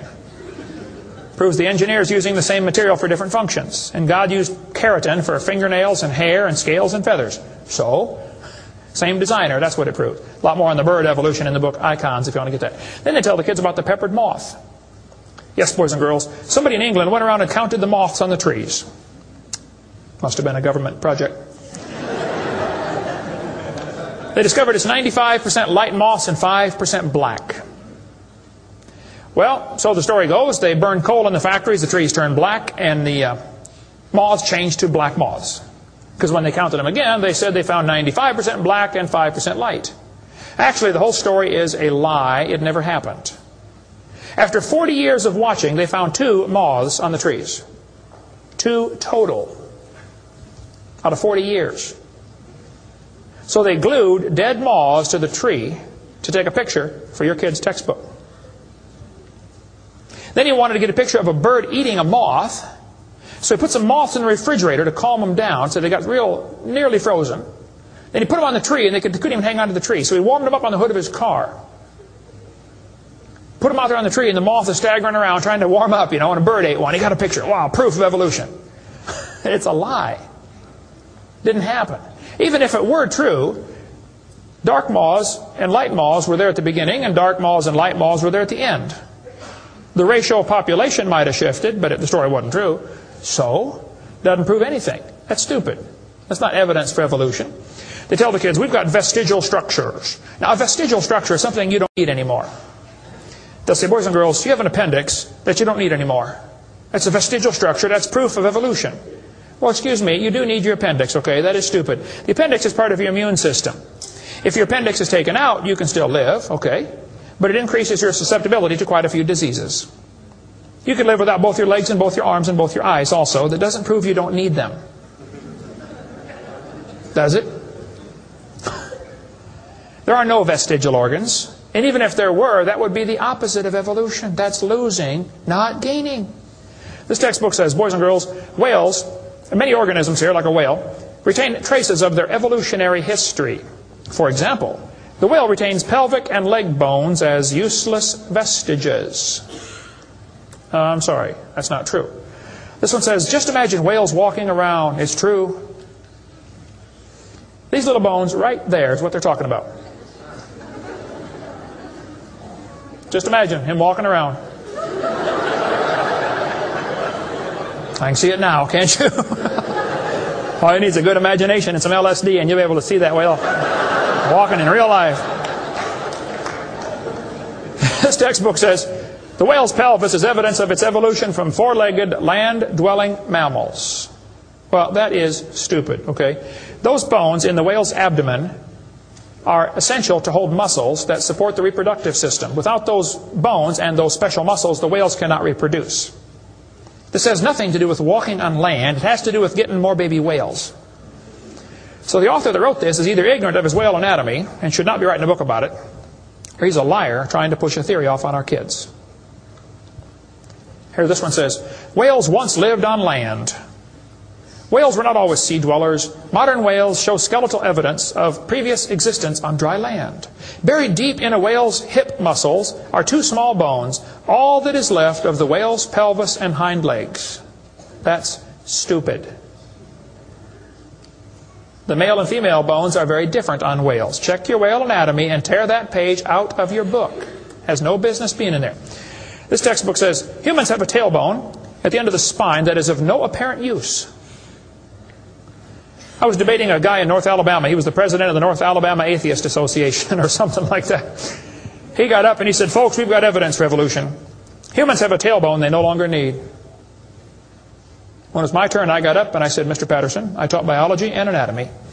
I happen to know there are 9 little muscles that attach to the tailbone, without which you cannot perform some very valuable functions. I will not tell you what they all are, but go read your Gray's Anatomy and you can figure it out. I said, however, Mr. Patterson, if you think the tailbone is vestigial, I, Kent Hovind, will pay right now to have yours removed. Bend over.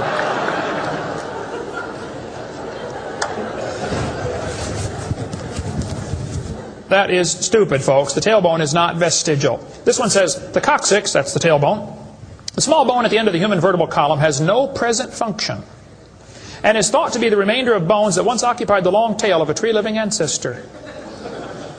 I was taught when I went to school, man used to have a tail, but he lost it because he didn't need it. I thought, didn't need it? Have you ever thought how handy a tail would be? Have you ever come to the door with 2 sacks of groceries? Wouldn't that be nice, man? Be able to grab that door and walk right around and get in it? Lost it because we didn't need it. Man, you could drive the car and tune the radio knob and hold a Coke at the same time.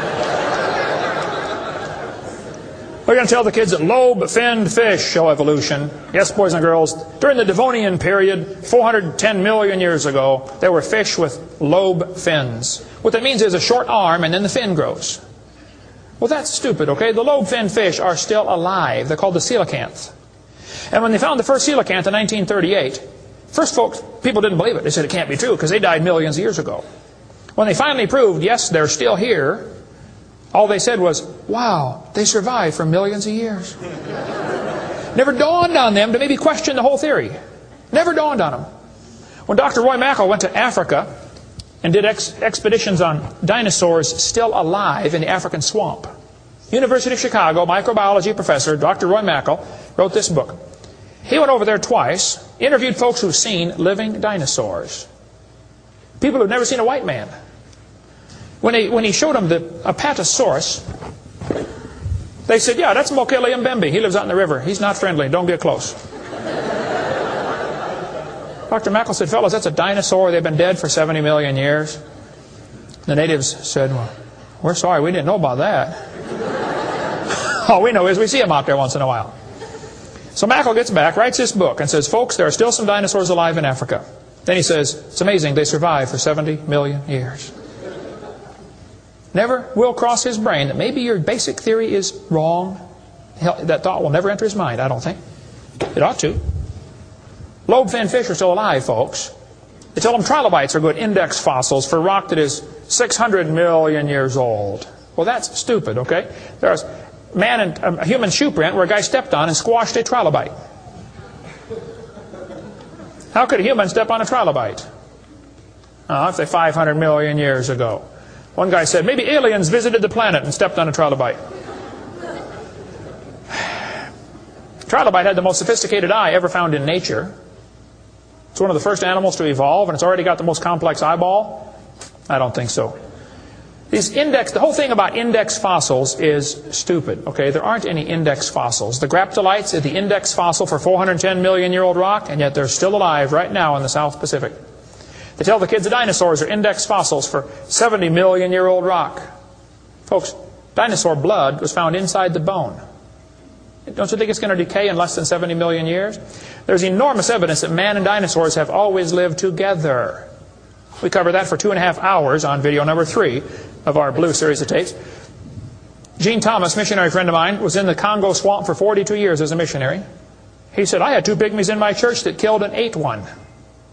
Yes, dinosaurs are still alive. California, 1925, this thing washed up on the beach, called California's Nessie. Laid there on the beach and rotted away. Here's a guy behind it with a rifle. In the front you can see the critter's head, neck going off to the right. The neck was 20 feet long. One atheist wrote me a letter and said, Hovind, you're so stupid. Don't you know that was a whale? Show me any neck on a whale, would you please? No, I think dinosaurs have always lived with man. They were called dragons for most of history. People killed most of them. There could be a few still around. It wouldn't affect me at all, okay? I don't think there's a lot of them, but there could be a few still out there. They changed the name in 1841 to dinosaur. That's all that happened. And man exterminated most of them. They're mentioned in the Bible. We cover all that video number 3. They're going to tell the kids, we've got evidence for evolution. It works by natural selection. Well, yeah, natural selection works. But see, evolution is based on 2 faulty assumptions. Number 1, they say mutations make something new. That's never been observed. And natural selection makes it survive. That's never been observed. That sounds good theoretically, but it's never been observed. Mutations happen, there's no question. Okay, thousands and thousands of mutations happen. But even guys like Pierre Gross will say, no matter how numerous they may be, mutations do not produce any kind of evolution. They're only scrambling existing information. They're not adding anything new. Here's a 5-legged bull. That's a mutant. There's no new information added. Doesn't the bull already have the gene code to make a leg? You just built one in the wrong place, that's all. This is not new information. This is scrambled information. That's not new. Here's a short-legged sheep. He's the first one the wolf is going to catch. Go, boys, go. Here comes the wolf. Herman didn't make it. Here's a 2-headed turtle. That's a mutant. Not ninja, but he's mutant. He's going to freeze first winter. Nobody makes a double-neck turtleneck sweater. I've never seen one. I've been looking. See, a mutation is scrambling information that already exists. It's like you can take the letters from the word Christmas and get all sorts of different words, scrambling them up. But you never get Xerox, zebra, or queen. The letters aren't available. And a mutation does not give you new information. It scrambles existing information. This textbook shows the kids a 4-wing fly. Look what it says now, kids. You've got to be careful. You'll be tricked on this one. Normal fruit flies have 2 wings. This mutant has 4. This rare mutation, like most mutations, is harmful. Look what it says. Beneficial mutations are the raw material for natural selection. Oh, Why didn't they show us one? Why did they show us an example of a bad mutation and tell us that good ones is how it works? Show me a good one. You know why nobody's ever shown a good mutation? Because nobody's ever seen a good mutation. One professor I was debating said, I know a good mutation. He said, people in Africa that get sickle cell anemia cannot get malaria. Wow, that's like saying if you cut off your legs, you can't get athlete's foot. Yeah, you're probably right, but that's not a beneficial mutation. They tell them evolution and natural selection go together. He says, this textbook says natural selection causes evolution. That's stupid, okay? Natural selection doesn't cause any evolution. Natural selection is a conservative process that keeps the species strong. That's all it does. That's all it can do. It has no creative properties.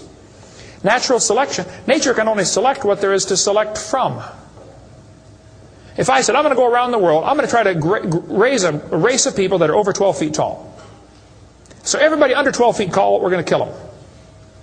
Year after year, we kill everybody under 12 feet tall. Well, there's nobody to select from, is there?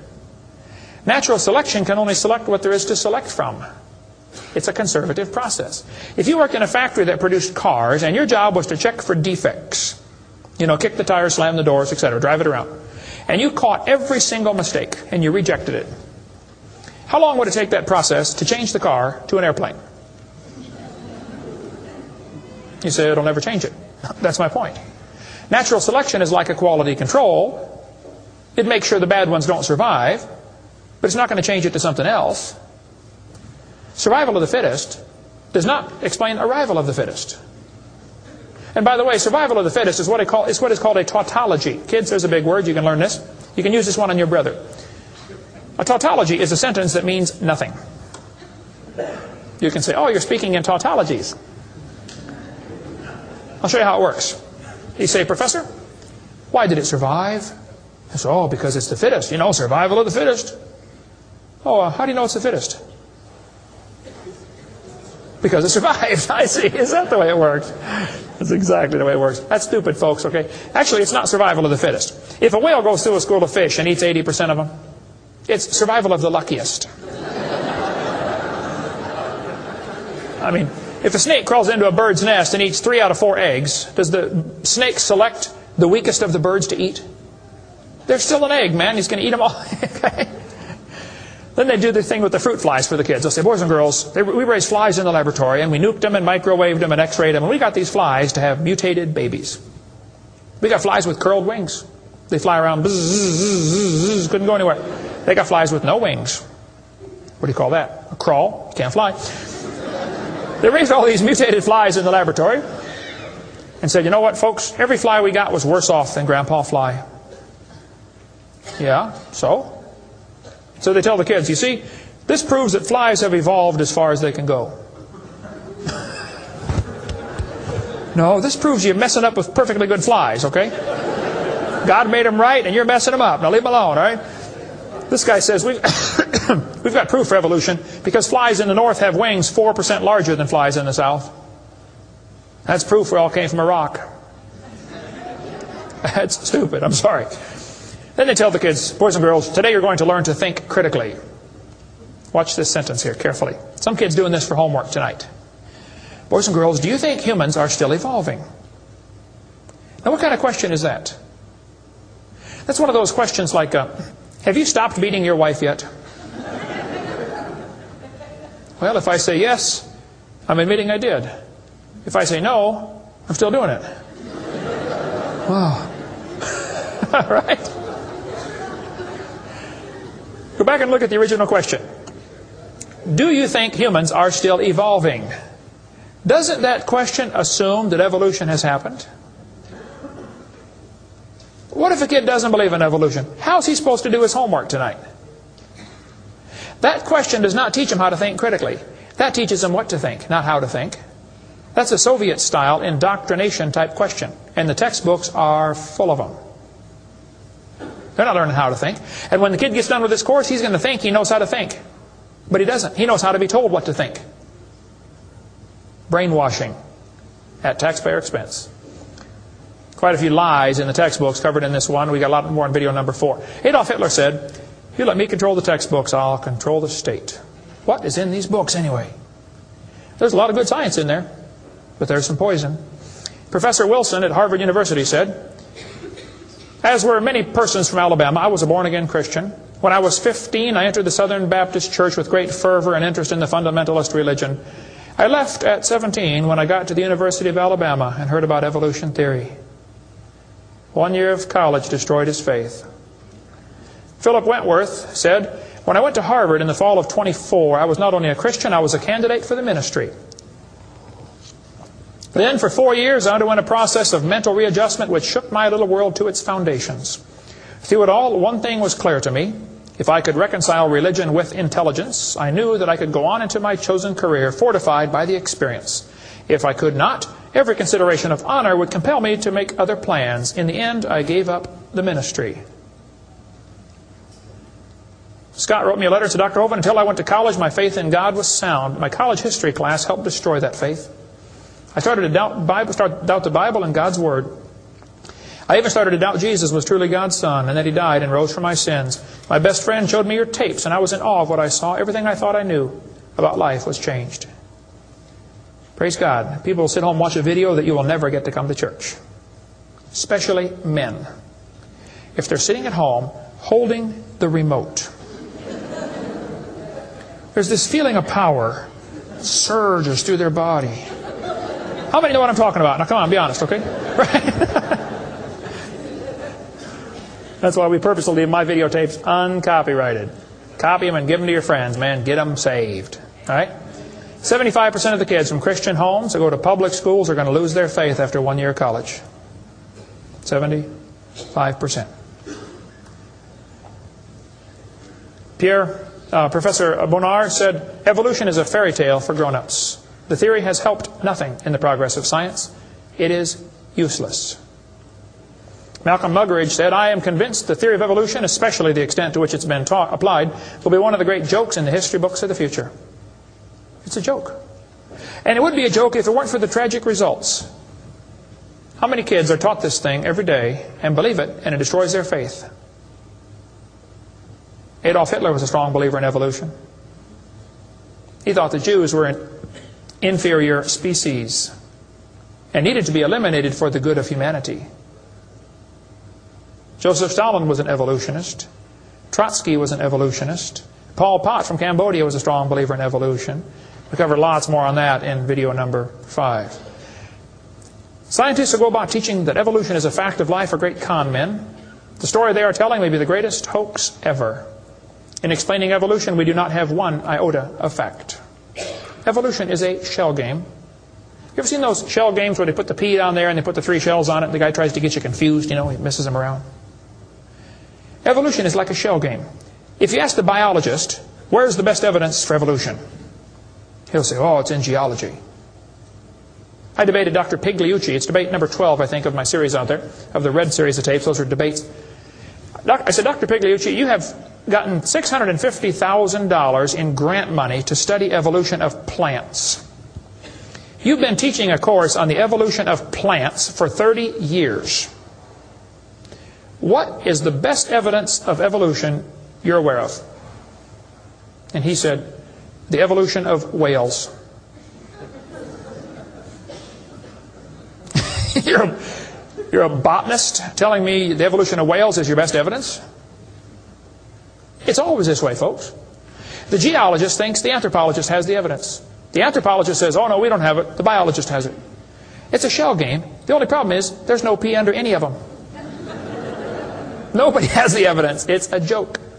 Sir Arthur Keith was selected to write the foreword to Darwin's book when it was republished in 1959 because he was a strong believer in evolution. Arthur Keith said, evolution is unproved and unprovable. We believe it because the only alternative is special creation. And that is unthinkable. I mean, you're not even allowed to think that maybe there's a creator? The only alternative. He's right, by the way. The Russian atheist astronomer came to America and spoke at one of the universities, and he started off his speech, he said, folks, either there is a God or there isn't. I thought, boy, this guy's brilliant. He nailed that point right on the head. I got to give him credit for that one. And then he said, both possibilities are frightening. I thought, wow, that's a good statement. You see, if there is a God, we better find out who He is. And find out what He wants and do what He says. If there is no God, we're in trouble. We're hurtling through space around the sun right now at 66,000 miles an hour, and nobody's in charge. That's a scary thought. It's real simple. The Bible says, in the beginning, God created the heaven and the earth. The Christian view of history is very simple. God made the world in 6 days just like He said He did. And that explains all the symbiosis relationships. How can certain animals and certain plants require each other? Which one evolved first?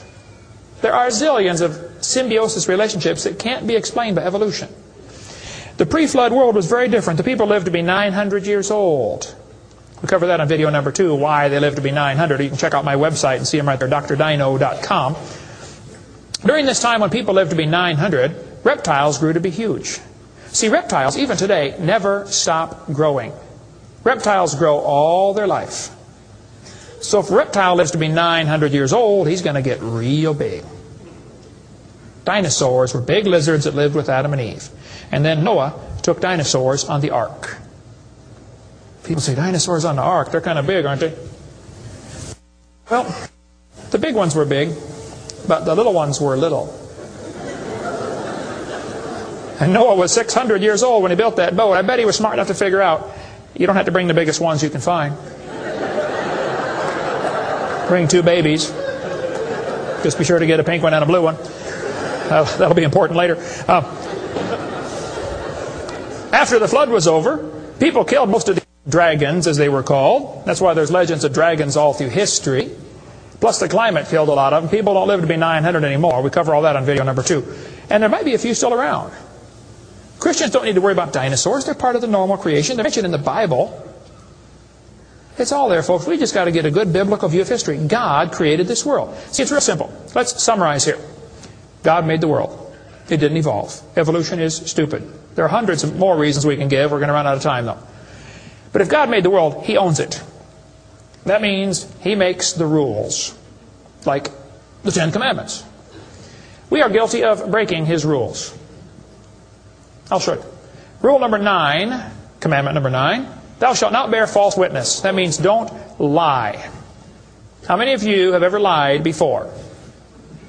Come on, you don't do another one. Put your hand up. Don't give me that pious look. Come on. Number 8, don't steal.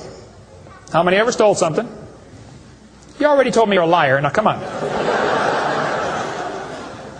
You don't have to read very far to realize we're guilty, which means we're going to be punished. Or find a substitute. See, I can't substitute for your sins because I got a whole bunch of my own. But Jesus Christ is not only willing, He's able. He wants to take your place. He wants to pay for your sins. It's real simple. February 9th, 1969. My friend said, Kent, you're a sinner. I said, well, you can say that again. He said, you deserve to go to hell. But Jesus died for you. He wants you to save you. He wants to save you. If you'll ask Him, He'll save you right now. And I bowed my head and said, Lord, I'm a sinner and I deserve to go to hell, but would you please forgive me and save me? And I've got God's promise I'm going to heaven. Hey, if you died today, where would you go? You ought to think about it because you will be dead for a long time. Doesn't matter how long you live, you're going to be dead longer than that. You know, George Washington died 200 years ago, and he's still dead. How much longer does he have to go? You're going to be dead for a long time. All you get in this life is a little bitty dash between 2 dates. Just a little and it's gone. What are you going to do with your dash? Let me give a suggestion to you. Give the whole thing to Jesus. Say, Lord, you may have it. The whole thing. One time a little boy saw Jesus preach and he had a little sack lunch. 5 biscuits and 2 fish sticks. He said, here, Jesus, you can have the whole thing. Jesus said, thank you, son. Everybody sit down, please. 5,000 men, plus women, plus children. We can assume probably 20,000 people. Jesus started breaking those fish sticks and bread up and making fish sandwiches and started passing them out to the disciples. And everybody sat down in the grass and they passed them out and passed them out and passed them out and passed them out. When they got all done, everybody was stuffed. You want another fish sandwich? Oh, no, I can't. No, man, I'm stuffed. He said, okay, disciples, gather up all the fragments. They got 12 baskets full of fragments left. That little boy came home from the meeting. Mama said, hey, son, how'd you like your lunch? Oh, Mom, you won't believe it. Was it good? Oh, it's good, Mom. You have any left? Hey, disciples, come on in here, would you please? See, he decided to give it all to Jesus. Now, he ended up getting fed himself. He's one of them 20,000 that got fed, you know. He could have kept it and got fed, or he could give it away and get fed. Worked the same either way. If you could learn to give your life away to Jesus, you will get a wonderful life. Plus, it'll bless lots of others. Some of you ought to quit worrying about knocking that dumb ball into the hole in the dirt and start worrying about who's going to heaven or hell. And you ought to quit worrying about getting a fancier car and a fancier house and start worrying about who's going to heaven or hell. Maybe God gave you that good job so you can give some money to missionaries.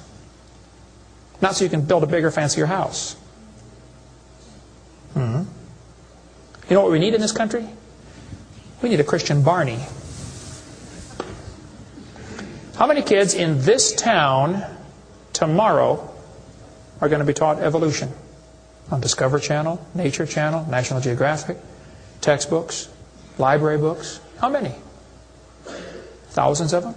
And they're going to use dinosaurs, aren't they? Little 4-year-old kids get a book. Hey, boys and girls, dinosaurs lived millions of years ago. Isn't that what they say? Why don't one of you get yourself a purple costume? Get all the neighborhood kids together. Hey, boys and girls. We're going to sing now. God loves you, God loves me. He wants you in His family. If you'll ask Him now, He'll come into your heart, and of His family you'll be part. Shouldn't they learn that instead? Folks, somebody's got to reach these young kids. You ought to get some videos or something. My material's not copyrighted. You can use mine any way you want. Hey, what on earth are you doing, for heaven's sake? What are you doing for the Lord? I saw this tombstone the other day at a cemetery. Wayne Strickland, atheist. Hasn't died yet. He said, I'm a busy man, don't have time for this. I'm sorry, Wayne. You're going to have lots of time here coming up soon. Claims to be an atheist. Interesting. The Bible says, the fool has said in his heart there is no God. Did you know God doesn't believe in atheists? Think about that one. Where would you go if you died? Now, if you're not sure you're going to heaven, you ought to give your heart to the Lord and get saved. If you are saved, you ought to find something to do for the Lord.